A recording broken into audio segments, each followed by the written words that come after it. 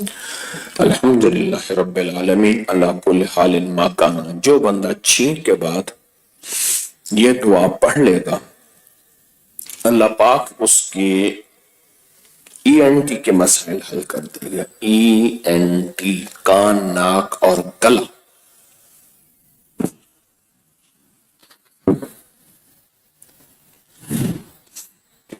اور جو بندہ چھینک کے بعد اپنی زبان دانتوں پہ پھیرتے ہوئے 3 بار یا شہیدو پڑھے گا، دانتوں پہ پھیرتے ہوئے یا شہیدو پڑھے گا، اللہ اس کو دانتوں کی تکلیف سے بچائیں گے، ہے تو ختم ہو جائے گی.